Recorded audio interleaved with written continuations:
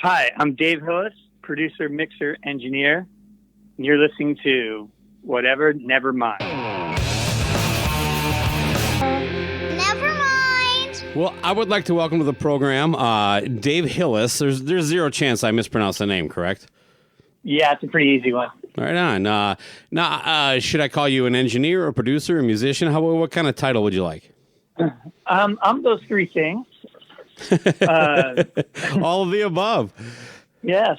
I'm all those three things. All right. Well, give us a little background on you. I know you, reading your bio on your page, you started out as a musician in the band Mace, a thrash metal band, actually. Is that accurate? Yeah, that's pretty accurate. We, guitar player, kind of, in my teen years there, fell in love with like that, heavy metal stuff and then British new wave of heavy metal, and then got influenced by a lot of punk rock stuff as well. And that kind of was, at the time, we were one of the first bands there was like kind of blending those two styles together, which kind of became known as thrash, or was popular down in the San Francisco Bay Area, where we started taking trips to and playing down there. And so we were around that same time as Metallica and Death Angel and Testament and that whole Bay Area Exodus. So we kind of did that thing. So it morphed into your basic, heavy metal kid into that more specified kind of thrash scene there. No, you said you were going. Go ahead. Oh, I was just saying, we got on a couple compilations at first. We got on Metal Massacre 5, which was kind of, a breaking ground for a lot of those types of bands on Metal Blade Records. And then on a Northwest compilation called Northwest Metal Fest. And that got the ball rolling. And then we were able to do 2 full-length records on some independent labels here in the States and in Europe. So, and we're in all the fanzines. And so that was my first taste of really kind of, doing it professionally. But throughout that time, though, I was interested in recording, and I started writing and doing demos before. I didn't like and wasn't good at learning songs. So I started writing right away. I just didn't have the patience to learn stuff. So I started writing. So I was demoing things like right away.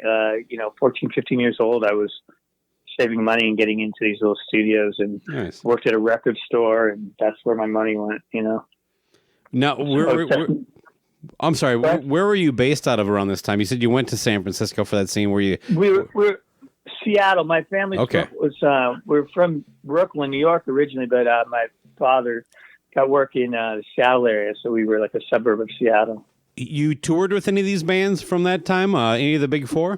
Yeah, we did. It was, so DIY. So it was basically you would set up tours by being, you'd be in these fanzines and playlists, and you would make friends and write to, before email, of course, to other bands, and you would set up tours that way. And that's really how we did it. But yeah, and then we kind of had different managers and things. And for a while, so we got bigger opportunities. Like we got to do a number of shows with Slayer, and then Raven and Anthrax and things like that. So we started getting those opening spots that were pretty cool.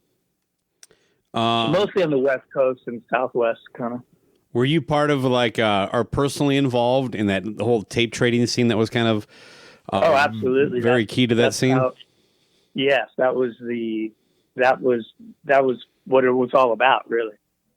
Was the tape trading. That's how you got known and got another playlist, as it were, not Spotify playlist, but playlist that these fanzines and the different writers from the fanzines would have every month. In the beginning of the fanzine, there'd be each guy's playlist, and that's kind of what spread word about you. And then there'd be tape trading and demo tapes, live tapes, whatever.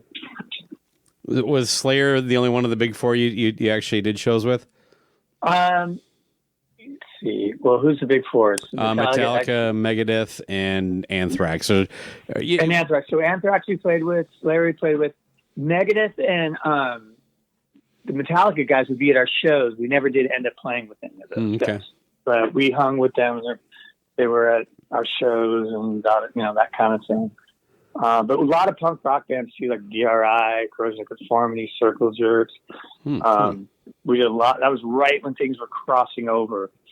We were friends with this band called The Accused, who were kind of doing it coming from the other side, being a punk band turning kind of metal tendencies to it, and us going that way. And we kind of influenced each other, and that was kind of a legendary time seeing at least that was going on. How does that segue into you becoming kind of an engineer, producer, that kind of deal? Well, so like I said, I was early on doing demos and things like that. As I was getting, older, a little more savvy at it, and realizing that the production was just horrible on our records. I wanted. No band has ever felt that way before, by the way. Just you. And I was pretty determined, to be successful in the music business. That was, all I thought about. That was the only plan. I wanted to have more control of my recording situation and things like that, and with having 4 tracks and stuff at home, I felt like I was getting better and new things, and so after that band had broken up, I was jumping around many different styles. I was never one of the guys that just stick to one thing. I was like, I was jumping around from different styles, everything from, industrial music and goth music to, Brit pop to whatever. I was just trying everything. I just kind of liked music, and I was trying to find my thing. As were a lot of bands in Seattle at that time, were kind of fusing things together and playing musical chairs and bands, and just kind of doing that thing. I was recording, once again, just always in the studio, and how I actually made the real jump was I actually ran into, I went and had a band that I had. I realized the studio that was the most, world class, as it were, was London Bridge Studios in Seattle, and I wanted to get in there, so I did a demo there. And during that time, so I did a demo there, and Rick Parasher, who I ended up working for later on, was there, but he was giving a guy named Don Gilmore a shot because Don was kind of interning under him, and Don went on to do like Linkin Park and all kinds of things. But this was like his first alone gig, and it was happened to be with me doing this demo of some guys I put together. I was trying to put a band together, and after he'd done that, I ran into Rick at a club, famous club in Seattle called the Vogue, and he had just said, "Oh, hey, weren't you in the studio? I saw you in there." And I said, "Yeah, how'd it go?" And I said, "Great." And we ended up talking, hanging out, and he invited me back to the studio for a party. He said, "Hey, kid, those girls over there, if you bring them, we can go back to the studio." So I was like, I'm in, because I just wanted to get to the studio, because I was all about that. And from there, he mentioned that he was looking for, a new assistant and things like that. And I just got his number and harassed him until I could get in there and an interview with him. And that was my big jump. And then my first day there was while he was mixing Temple of Dog. Oh, wow. I'd already been in there now many times, and I knew many bands that were already in there, so I was familiar with the place, and I knew it would be a good score to get a gig working there. So, because Love Bone had already done Apple there, Alice had already recorded there, and these are all friends of mine from, we all were, shared same rehearsal rooms, ran around the same parties, all, had played in each other, different bands or different versions of bands, or, sold gear to each other or something. You know what I mean? We were all pretty ancestral scene. So, I was calculating enough to know that was probably a good move for me. To get in on. As someone when when I was younger, I was in bands and we did that kind of stuff. The scene here in Minneapolis, St. Paul, the Twin Cities, it was not as communal as Seattle always seemed. And if you really break down the stories of like that LA Sunset Strip thing, there really wasn't a lot of like helping each other out or just, being friends and actually like wanting success for someone other than yourself. But Seattle seemed a little different in that way. Is that a fair generalization from someone who wasn't there? Close. I'd say there was a communal thing, although it could be very cliquey too. Okay. And there was definitely a difference between suburbs and city. So, like And which were you again? Were you a kid from the burbs? I was so city oriented that I was from the burbs, but I never was there. I knew that the smart thing to do was be in the city, so I kind of played both sides as it were. I gotcha. But like I said, I had early ambition, so I was pretty sly about all that kind of stuff. But that being said, that like the guys like in there's just kind of more, the scene with like the Pearl Jam guys coming from Green River and Mark Arm and all that was kind of, a lot of the city. But then, there was different things too, like Nirvana. I mean, Kurt came out of Aberdeen from wherever. Yeah. So as things started rolling there, anybody could do whatever. Even Alice in Chains were people from the suburbs, but yet they kind of got in that group. But like I say, there was just little cliques at times. But okay, I was able to kind of keep my foot in most of them. So. And being an opportunist that I am. well, with that, back to your kind of like studio thing. So your education really came hands-on, just kind of getting your foot in the door, and that's how you learned. Basically, it was, yeah. I mean, like I had to be. Like I said, I'd spent quite a lot of time in the studio for my age at that point. So, I kind of learned basic,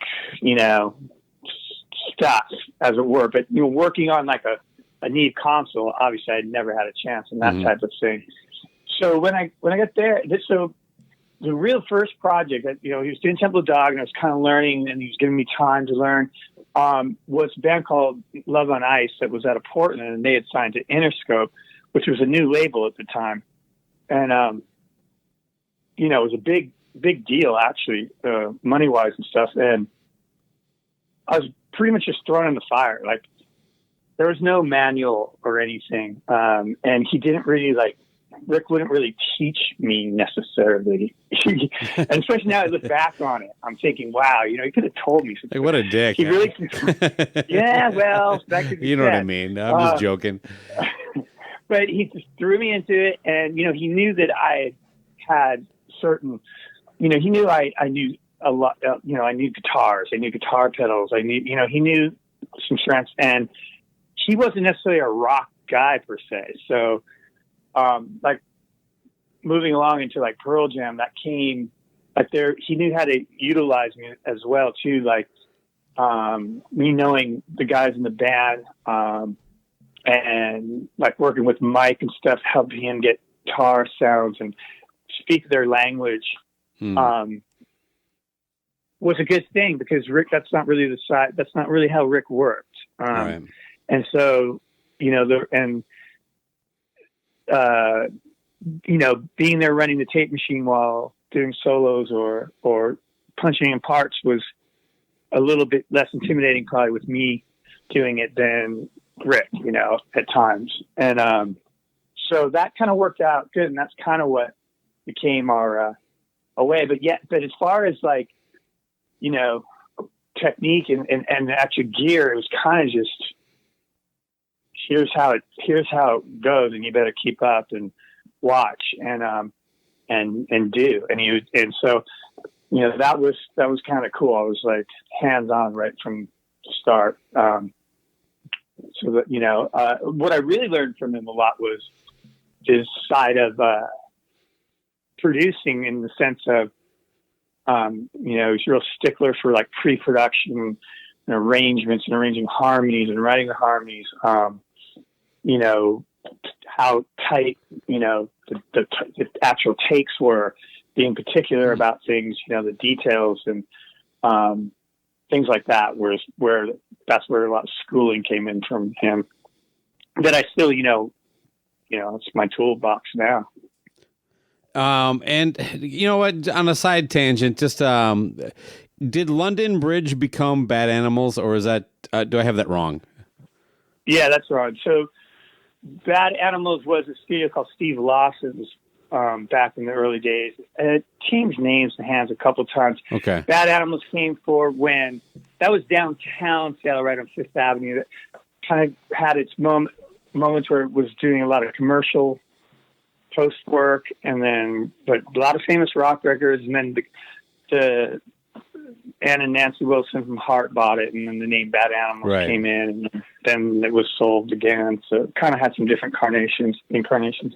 Is London Bridge still London Bridge, or is it still there working? It is. It's London Bridge, and it was two of the guys who started working there right after me ended up enduring me. Ended up buying it. They were able to buy it off the brothers, Rick and Raj. Nice. So it kind of stayed in the family. So yeah. So they keep it at London Bridge, and they have like kind of become a bit of a museum in a sense, landmark now from all the grunge stuff, as it were.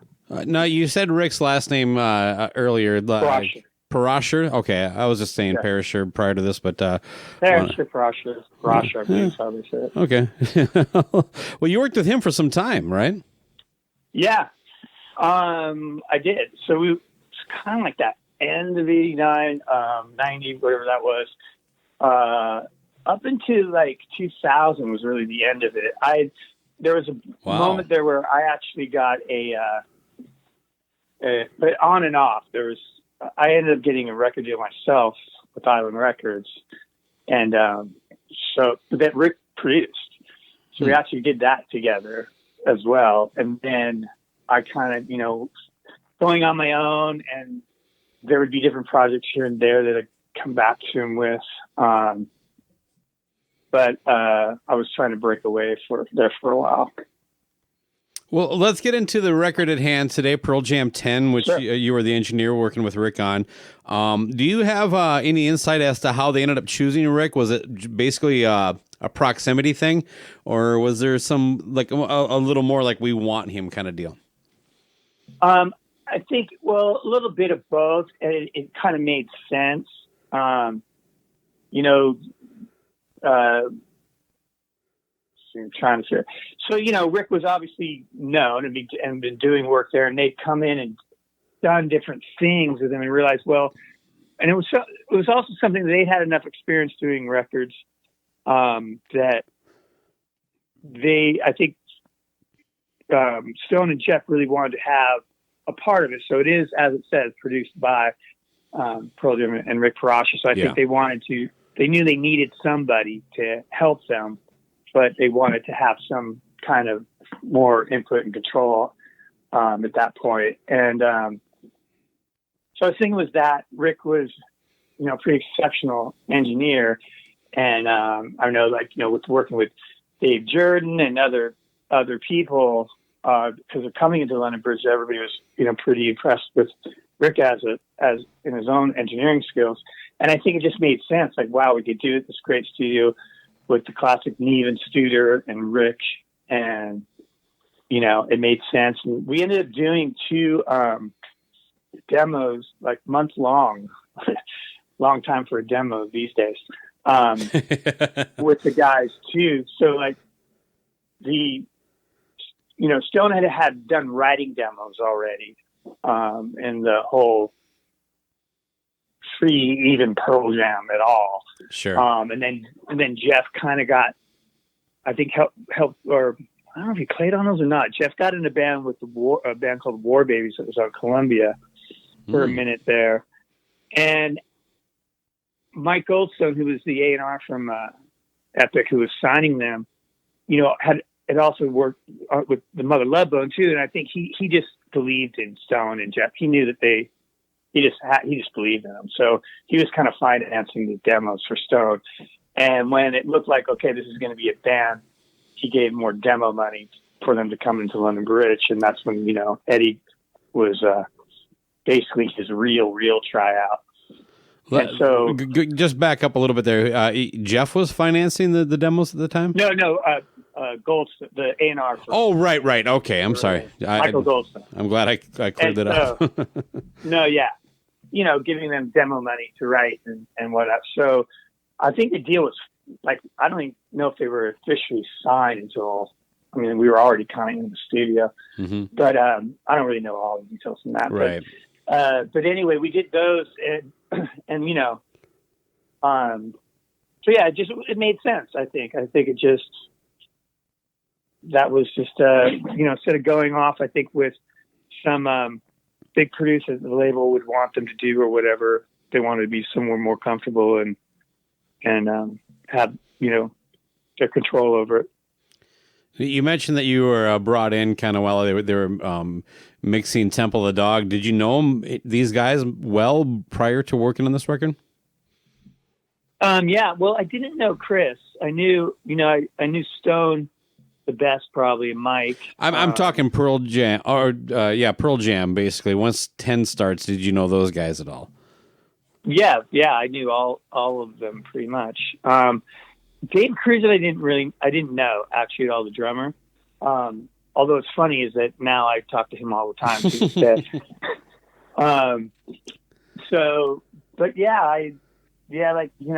Mike, I knew from rehearsal rooms, and God, I think we should, loan the amps to each other, stuff like that. Stone, I definitely knew. We were kind of friends around town all the time. And Jeff, and just from the different bands. And so, yeah. No. So, it was kind of weird when they were in there doing that. I was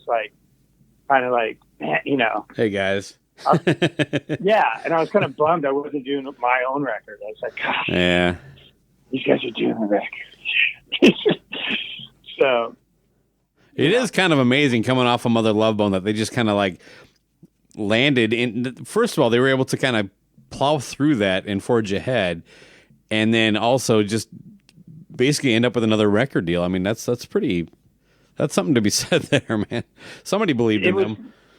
Yeah, definitely. People believed in them. And, it helped too. They had, they were lucky they had management then too. That was big, I think a big deal in that whole group of people and scene happening is that, they had Susan and Kelly Curtis and people like that that were forming management that had with Kelly Curtis, he had some success off of and knowledge from experience from Heart in those right. days. And so at least there was some kind of liaison into the major label world for them that might not have been as easy if that wasn't true, Of course, yeah. To protect them too, to guide them, Yeah, and that's the other thing too is have someone that actually wants the best for you. I guess is that's not always the case in this industry, but right. Is it true that I that was very familiar with all of them and knew the story and the whole bit, and I knew Andy as well. And I was going to ask you. So, how well did you know Andy? Fairly well, good enough to say, hey, Andy, see him being at shows together. We went to a Wasp show together. What year-ish? Oh, God, I don't know. What year would that have been? When was Wasp? I don't know. Well, their debut came out, and you're that's funny. That I'm just going to rattle this off. Their debut came out in '84. So then they, I don't know, 84 to 89. They were kind of bigger at that point, so it might have been maybe 5. They were probably 86, maybe. I don't know. Okay, yeah. I remember it well though. Last Command. What was their third record called? Inside the Electric Circus, and then it was Headless Children. I don't know if any of that helps. I'm just saying those are the. Yeah, I don't know. I can't remember. I remember his Wasp, and I remember him. Here's why this is imprinted in my mind. He stole, grabbed a bunch of T-shirts from the merchandise, people that weren't looking got a whole armful. And we were out there, and he was back at that time. There was so the radio station was KISW, was a big rock station in Seattle, and they would get those guest station ID things. And one of them was Kevin DeBro that was playing all the time from Quiet Riot. And so Andy was imitating Kevin DeBro, voice that you hear all the time on this ad that was going on, selling Wasp t-shirts. And that his shtick was walking around, this is Kevin DeBro. I can't do a Kevin DeBro imitation, but that wasn't bad. Blah, blah, blah, and Wasp, and that it was just freaking hilarious if we were there. And that's what's imprinted in my mind from doing that. And everything he did big. You know. Yeah. Have you seen the not to get too deep into it because we're not talking about it, but have you seen that documentary on him? I think it's called Malfunction or something like that. Yeah, I saw that a while back. It's been a while, but I saw that I think when they first kind of did it, and then they played it in a small theater thing up in Capitol Hill in Seattle. But yeah. You know, let me ask you something just on that alone, because there is a version of that on YouTube now where it's clear that whoever, like someone took the I don't know if it's the people who made it or somebody else, but they reposted it, and every time they talk to anybody from Pearl Jam, they put some kind of disparaging kind of thing into there. What is? I just don't know the beef. Was there a problem between the Wood family and the surviving guys? Because it sounds like the father was willing to, like, you guys should pursue your dreams. Do you know anything about that at all? Not really. I don't. I remember there was a big not funeral, but what would you call it? Memorial memorial. Yeah. At what was it? Moore Theater or somewhere like that. Yep. And that had some kind. It had a very ominous kind of dark vibe to it. You know, I don't know. It was just a weird time. You know, but I don't know any of the internal things about that. No. Fair enough. Let's get into 10. One of the things I came across was that the track Alive is actually, as far as the bass recording track, that's the original demo. Is that accurate? From what I know or remember, once it starts going to labels, who knows what, it's hard to know what was what. I know I thought there was a different version that was from the video. No, yeah, the video I thought was a live recording they actually kept. The record, as far as I know, is the one we recorded there. Okay. I don't think it was I don't remember that. Well, there's all sorts of articles on this record, so you don't know how legit some of the stuff. The story was they just couldn't recapture the vibe of that track. And so they went with kind of the bass tracks of the demo that they did with yourself and Rick. But you would think I would know because I was the guy editing. Well, exactly, all man. The reels. I don't remember not be. I don't think so. I don't think. I can't quote 100%, but I don't believe that's true. All right. I'll take your word for it. Because and the reason why I'm saying too is because when we we're tracking, and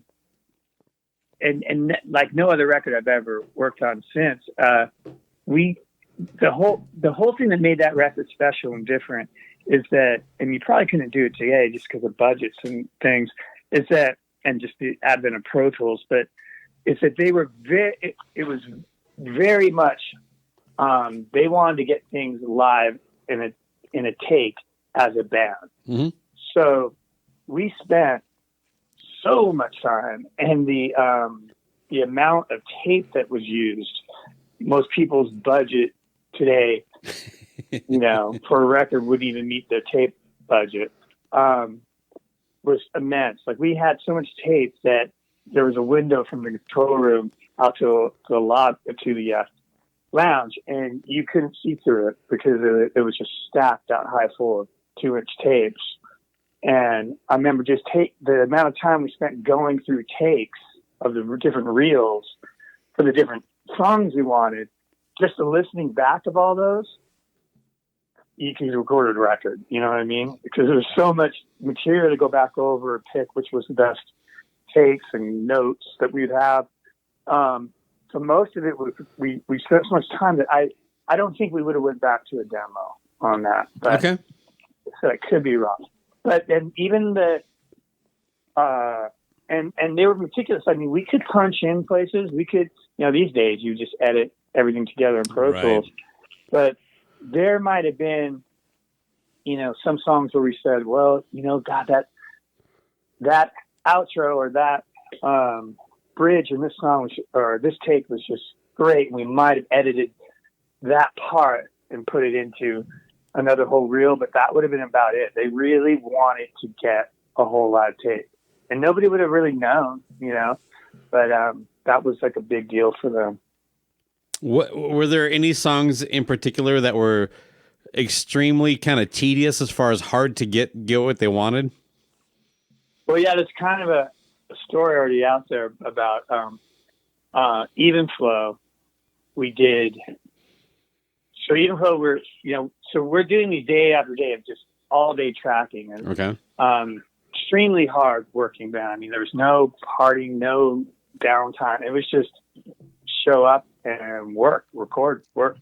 And so because we're going so long, there'd be times where Rick would go, say, all right, just keep recording. And, so I'd be there, he'd leave.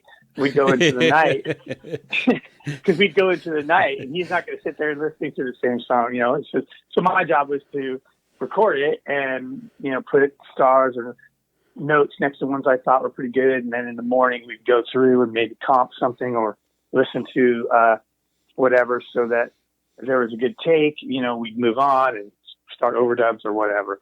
And Even Flow was just going all day, all night, into the night. And it's getting late now. I remember. What was that? Like, was there a problem, or was it just like? Not a problem. They just didn't think they had that magic take. It was all about getting that magic take, just the perfect feel, perfect groove. Just that was what it was all about. And I mean, you could tell the record has that. Everything has such a great feel and groove to it. Yeah. And I don't know, that one was just eluding them, and they just kept trying it.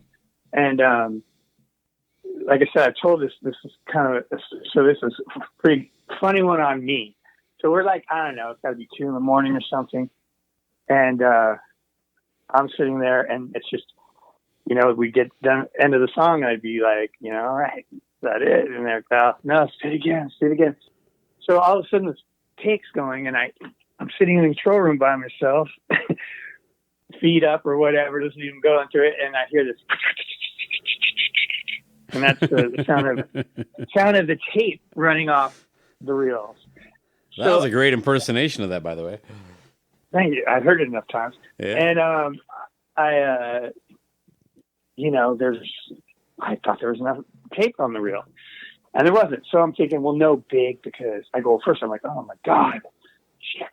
And they're going to do it again anyway, right? I mean, it's been all day. That couldn't be the one. So I go over there, and the song ends, and I hear them from the control room going, "Yeah, that's it." That's it. And I'm like, "Oh my God!" And I'm feeling the reel back on and panicking, going, "It can't be. It just can't be." And I come in, "Hey man, that was good. Can we hear that back?" And they're, "Yeah, just give me a minute. Let me get your rough mixing. Just call you in a second." So I quickly spliced a ending from another reel that was sitting next to me, hoping that they wouldn't notice. And that's what I did. So then they came and played it back.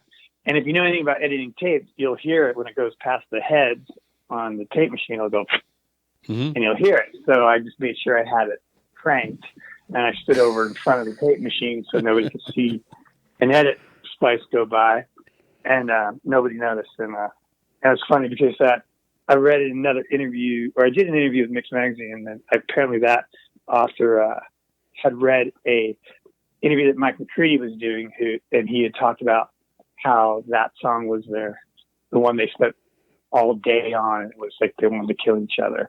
So it kind of documented that whole day. Okay. So, but yeah, that was that's the original question. Being that this was his first kind of like, I know he was on Temple of Dog for a little bit there for that hunger strike thing, but this was really Eddie Vedder's real first big time experience in a studio, and singing, you know, in a recording studio is terribly different. I don't have to tell you than singing live. Was he a quick study? Was there a lot of coaching? What was he like to work with basically on his first, you know, real big time record? Well, it's really good question. Really interesting story, actually. So he, it wasn't magic right away. Okay. It took a bit. I know he was, you know, a lot of people don't realize, but it was a big deal at the time in Seattle for him to be taking, in a way, Andy Wood's place. Because right. In Seattle, Andy was like a legend. And so it was kind of a big footsteps to walk into. And they were kind of reinventing themselves too, as well. The band and Eddie was new and not part, you know, so there was a lot of that going on. I know that's why they were really kind of having him hang out with Chris and become friends with Chris to get confidence. There's a lot of that going on from Chris, not in the studio, but I know outside of the studio, that was a big part of things. So no, it took some time, and I always think about it as like he wasn't really Eddie Vedder that we know yet. Like the Eddie Vedder I met was, you know, he was a lot different. He was, you know, like the first day I saw him that I opened the studio door for him. He showed up first. Was this? I'm waiting outside, kind of early morning, and this lowrider bright yellow, tinted window, like Chevy Loves pickup, comes roaring into the parking lot like crazy speed. I'm like, what the hell? And he gets out and stuff, and he's a totally nice guy. But the point is, you don't see tinted window, yellow low riding Chevy Loves in wet, rainy, cloudy. I forgot that vehicle existed until just now. I know what it looks like. Yeah. So that was kind of like, whoa. You know, that's not a Seattle dude. And anyway, but you know, he was kind of discovering and this character to be born in a way. And it wasn't really until, so there was I remember in particular, there was a moment when the band and Rick were in the control room and having kind of a discussion, a meeting where I'm not really involved in it, but I'm there hearing it while I'm doing whatever I was doing. And they, you know, it was like there was some concern whether Eddie could do this or pull it together. I didn't notice anything in particular that was bad going on or anything, but I remember the discussion. And so what it ended up happening is we had a lot of basic tracks done and stuff. When we showed Eddie how to, we keep 3 or 4 tracks open and show him on the remote to tape machine on how to arm and record himself and switch to another tape, and we lock him in the studio. So I would like at night he went to this local video tape, you know, movies rental place, and he'd rent all these like crazy documentaries and weird movies. I remember these William Burroughs movies or interview movies and things like that were a big one for him. And he was playing those, and maybe have wine or something, not really that much. And he was just writing lyrics and singing, and in the control room with the mic on a stand, sitting in the control room, arming the tracks. And I would like get him all set. Okay, after we were done doing our things, I'd say, all right, I'm leaving and I'm going to lock you in. And so I'd lock him up and he would work all night and over that period of time, he kind of developed the Eddie Vedder that we know, like through the lyrics and his stylings and his vocal stylings and cadences and things. And that's really where it kind of seemed to become Eddie Vedder all of a sudden. And then it was like where we were getting good takes. Rick would listen, comp him in the morning, like meaning putting some different versions together, and then they'd either punch through it or he would try to recreate them as a whole. And then we really started getting on a roll. So he did actually need just a little bit of time to get used to putting on the headphones and singing versus, screaming into a microphone with stage monitors. And you got to think of it this way too. They weren't like a band that had a chance to form and write a bunch of songs in the rehearsal rooms and play the clubs and stuff. And like over 3 years, all right, we're ready to do a record. It wasn't like that. They were like becoming and developing this new band and sound and style and group energy and all that together pretty much in the studio. I mean, for outside of the rehearsal room that they had gotten and when Eddie would come up, but it wasn't like they were like in a band together for a long time and had this growth period to become Pearl Jam. It was kind of happening in real time. Man, when you say it like that, this is even more amazing how big this record ended up becoming. But that I hadn't even thought about that because I was always focused on coming off the Mother Love Bone deal, Right. And putting the lyrics together, I think, and then as the lyrics come together, that puts imagery in your brain, and that imagery kind of flows to the other guy. It was all like unfolding, like while they were doing it. So, in a lot of ways, that's why there wasn't really a necessary like image or anything came from that band because it was just kind of happening, and they were so all just about the music and the writing that I think that's another reason why it's so authentic, in many ways. And Yellow Ledbetter was recorded during these sessions, correct? Yeah. Do you understand a single word he says in that song? Oh man, I remember.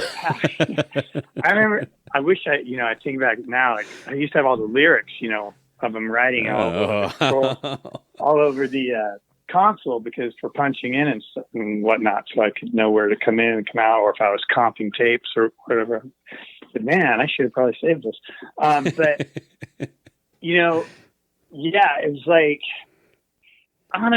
honestly, my opinion at the time was I didn't know what the hell he was. I hadn't heard that style of singing. I didn't know what they were doing. I didn't really get the direction. I thought it was kind of. Well, it sounds a little bit like Little Wing from Jimi Hendrix when it opens up, but. The whole thing seemed very classic rock to me. Yeah, there we go. Which was not very popular, or not what I was thinking of at the time, or attracted to at that moment. And I'm like, I really didn't get where they were going with all this. And honestly, to sell myself out here and be short-sighted, I was like, well, I'm glad the guys at least had some success with getting a deal with Love Bone and everything, because I don't know what this is going to do. So that's why I guess I was never an A&R guy at that time, because I didn't, I honestly did not, I didn't see it doing anything. I didn't really get it. If it makes you feel better, this was an album that it took me a while to actually understand myself. In hindsight, once it clicked, it was like, fuck, this is amazing. Yeah, I know. Even being so close to it, I just, I didn't get, but also being so close to it too, and where I was coming from, I was so about doing a good job engineering wise and getting good, clean, great classic sounds, not because I wanted them to have classic records, it was because of my own selfish well, you wanted to do a good job and be known as the guy who did this, right? Well, I just was really trying to keep Rick off my ass and get good at what I was doing, So that one day when I make a record or whatever, that's how we were all thinking back then. And that's the thing that was cool about that scene is that all of us, everybody around there was incredibly ambitious and not in a undercutting way. Like that goes back to what you were asking earlier about people helping each other, but everybody really had some serious goals and were serious about it. Where maybe in LA they were getting a little too caught up in imagery and the partying and the fun, even though, the drugs got known from Seattle. But I tell you, work situations in the studio were serious. Like my work with Alice in Chains, all that. There was never like shenanigans or partying. It was all down to business when you're in the studio. Well, let me ask you this. Were you offended then when they had Brendan O'Brien come in and basically just strip it all down and redo it? Well, I was curious. Well, I kind of saw it coming because that's two-part answer for me. Like, I really like Tim Palmer and what Tim Palmer did for the mixes. Yeah. I feel like if he wouldn't have mixed that record, I don't know if it would have been as big as it would have been at that time. I think how he mixed it is what made it do so well at radio for that particular moment in time. And so in that sense, but I also knew that Jeff wasn't happy with the amount of wetness, as he would say. He just felt there's too many reverbs and things like that on it and too roomy. And I know Eddie felt the same way, and Ed was getting more and more into like, kind of the punk side of things and really like Fugazi and less production and things like that, which is always easy to say after you get to that point. So I kind of saw that they had that regret and saw that that's where the new albums were going to go. And I think they just always in the back of their mind wanted to see what Ken would have sounded like that way. Okay. So I wasn't too shocked or anything by them doing that, but I think it speaks for itself. The record is one of the biggest records out, Yeah. Went on to sell 13 million copies. Yeah. And now, have you heard the Brendan O'Brien deal? I have, and just not that long ago, really. I just wasn't really interested, to tell you the truth, hearing it. I finally heard it because I was doing a talk at a audio, thing where people, what do you call it, panel type thing, workshop, and and that record was the theme of it, 10, and they started playing Brendan's mix of while I was sitting there, and I hadn't listened to the record in a long time in the first place, but they didn't say that it was Brendan's, and I was listening to it going, man, this sounds different to me, like tripping out, like I do not remember that being like that or this or that, and then comes to find out it was Brendan O'Brien's mix, and I'm like, oh my god, I thought I was going crazy or I thought they just sounded completely different than what I remembered or something. But so I've heard it since that way. Do you like it? I can't say, I mean, Brendan's amazing. Yeah. So you can't really knock it. I'm probably too close to like too used to hearing it the old way. You know what I mean? So, well, I don't know. I'll tell you this. I was never like someone who like this album needs to be remixed. I was fine with it the way it was. It's not in the first one you would think that needs a remix. Yeah. But when I first heard they did it, I was like you. I was like, whatever. I've been hearing this remix, remastered crap for the longest time. It ends up just being a little more bassy and a little louder. I don't care. I didn't realize this was actually a version where like basically the knobs were all dialed to 0, all the effects were taken off, and they started over. When I finally did hear it, I mean, like I said, I knew that Jeff and Eddie wanted that. I know Jeff had made that vocal quite a number of times. But after the record came out. I do think it's very good. I like it better. But again, I never had a problem with it to begin with. So it's like you kind of, I don't know. Like I'm not someone who was there in the studio though. I might be a little different if I was feeling it that way. So yeah, I mean, I think it's a fair point for Jeff and Eddie to probably feel that way because you know, being an artist myself and having records mixes, like, you know, and especially when you're on a label where you don't have as much say at the time or whatever. Yeah. And it probably sounded, well, they had say. They were there at the mixes, and they liked it when they mixed it. But I think it just was one of those things that irked Jeff or Ed, and to where they said, man, I just wonder what it would have been like if we would have went this way. And they had the power and the clout to be able to do that. I mean, I'm sure there's a ton of artists who would say, I wouldn't mind hearing this record redone, you know, or what if, you know? Sure. Well, let me ask you a little bit. Are there any kind of like fun or kind of laugh about it now kind of moments from recording this? Any anecdotes or stories you can share? You know, I wish there were. Well, you've shared a couple. I thought the story with Andrew was great, and that was kind of, you know, a funny one. Honestly, it was. You know, there's, like I said, there was no shenanigans. It was all like them working on it. You know, Mike was always funny. Like, just being around him was funny. McCready was just a funny dude. And he was the newest to it and the most excited, I think, you know, about the whole process, and nervous. You know, he showed his nerves.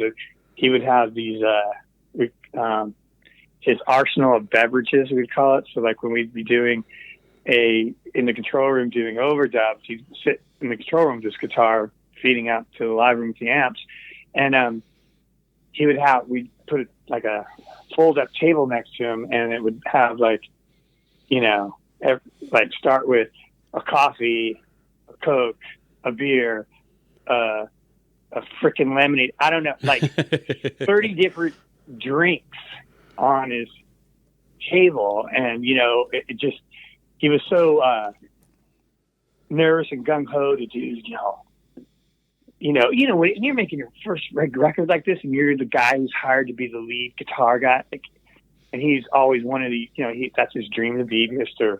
Guitar Hero. He was, you know, wanting to put down these legendary guitar solos, so it was fun.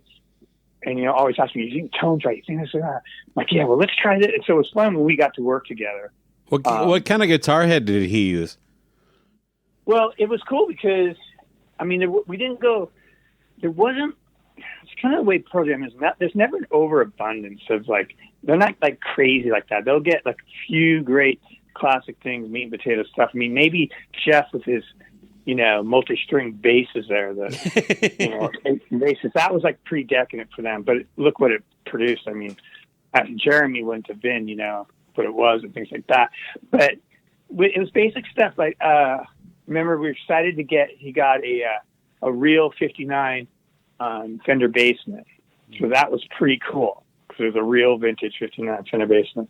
Other than that, I think we had my Marshall head, one of his a red Marshall head that I remember him having in the rehearsal room days of other previous bands. Which Marshalls? JCM 800. Mine was Nice. 800. I think his was some 80s thing, who's those red ones that came out. And then nothing special. They are now. They were pretty stock then at that time. Well, right, yeah. The JCM 800 to me is the it's my favorite amp. Anyway. Yeah. I still have that same amp. Bought it in high school. Still have it. But it was on that. So we had those, and I think there was some, like, Stone had gotten a Supro, like a Page one that he wanted. A couple other little amps. He had his Fender Twin that he always used. Stone did. Really neat, basic meat and potato stuff. Same with, Nice. I mean, even less with Temple. Temple Dog was like so absolute basics, but a little more things. I remember Stone got a brand new Gretsch. I remember that was cool. You know, little cool things, little cool gifts they got, you know, for getting a new deal, but nothing overboard, and real basic miking, you know, 57s, 421s, Neumann maybe, you know, an 87 maybe, and just basic pedals too that we just mixed around, and we just really, and, you know, lots of EQ with the knees and stuff, but just going for real, just straight up good tones, and performance.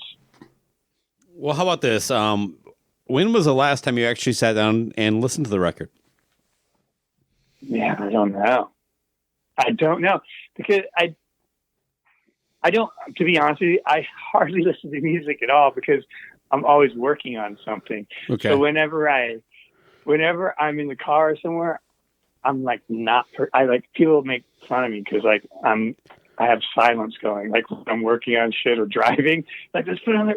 You never listen to music. I'm like, dude, I listen to music all day, every day. It's just somebody else. Believe it or not, I know exactly what you're talking about. I listen to a lot of talk radio because of that. I listen to a lot of talk radio. Yeah.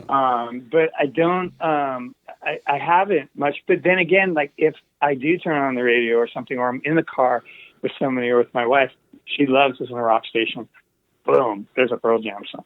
So it's like, I hear one and it's cool. And actually I enjoy that because it kind of makes me, I get a tinge of, oh man, fucking worked on that one. So it's kind of nice when I just hear it like they're out in the open.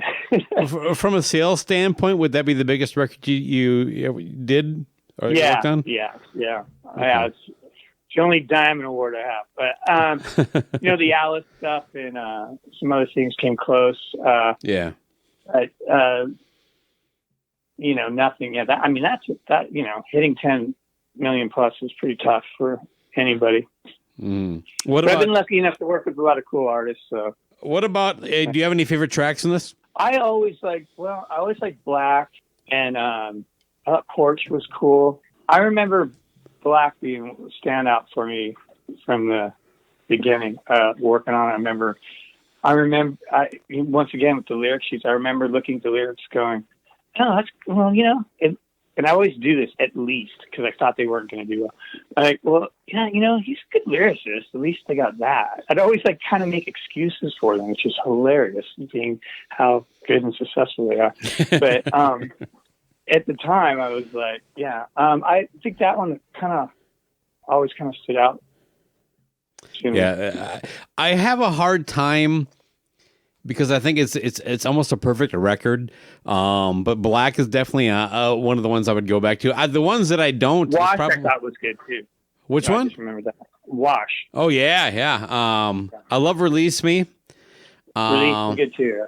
And yeah, but was there any jokes about we need to have at least one song with more than one word for a title? No, I do remember that. I kept thinking, I'd say I kept thinking those were work titles. I kept thinking those were working titles because, everything was one word. I totally remember that.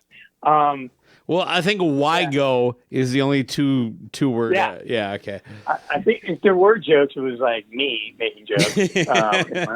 They're like, what a dick, yeah.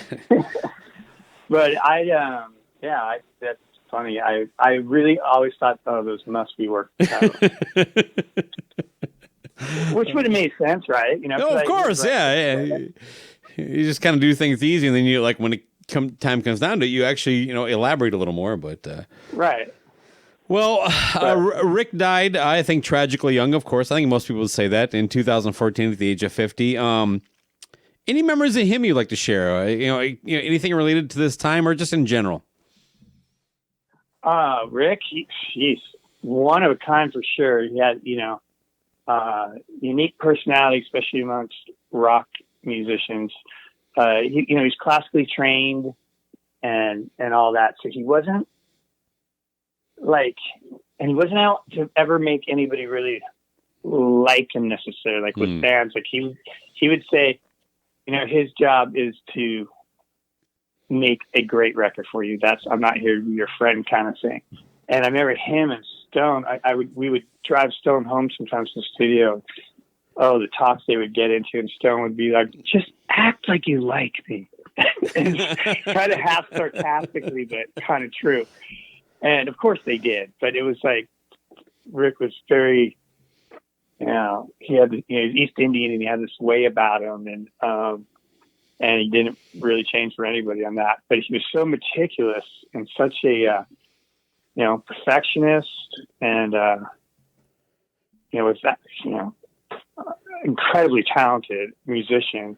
All those bands that worked with him, if it wasn't with his ability to play in those piano parts and showing and like really teaching everybody from Lane and Jerry to Eddie and how to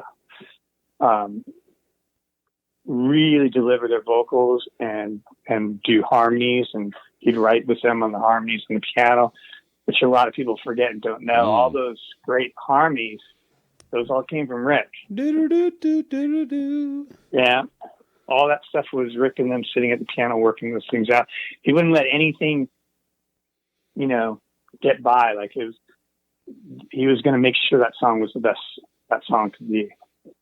So that, he was impressive to work with. And like I said, I pull out of his toolbox all the time when I work. Nice. Yeah. Well, here's your chance to plug anything. What do you got going on? Do you want to talk about any projects you're working on?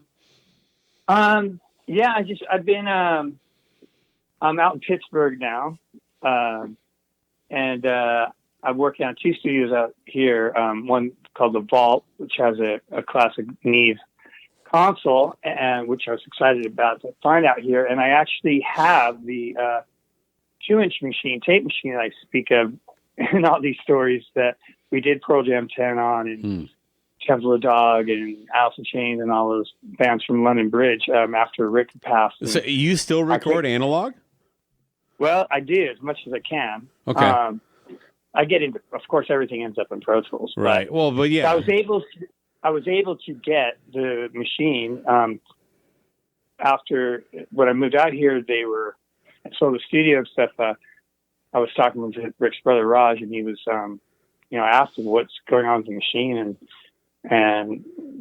so I don't know. And I go, man, is there a way would you sell it? And then they ended up talking to his family and saying they'd like me to have it if I can transport it. So I took it back out here and have it at the studio called The Vault and refurbished it. So that's an exciting thing, and people who come are pretty excited to get to work on that just for the history alone. Yeah. Not to mention the sound. So it's been kind of cool to keep a little bit of the history alive there.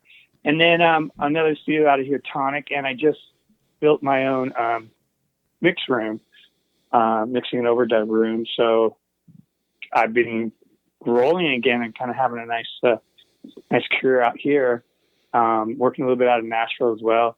Did a project called Ghost Hounds with engineer Vance Powell, who's a pretty famous engineer, producer, works with Jack White all the time. Just did a new band called Bitter Coast. I think it's going to do really well. Kind of based out of New York, and just doing my same thing. Just just keep recording and finding new bands. Did a record of my own actually. Really? But that's surprisingly. For most people, it's on the electronic side of things, lots of samplers and things like that. It's not thrash. That I do because it's not thrash, and there's not even a guitar on it. But it's the type of stuff I could do to make doing rock music still interesting. I like to do other things as well. So, just keeping busy in music, and just grateful that I can, just keep doing it. No Mace reunion on the horizon? Funny you should ask. I almost forgot.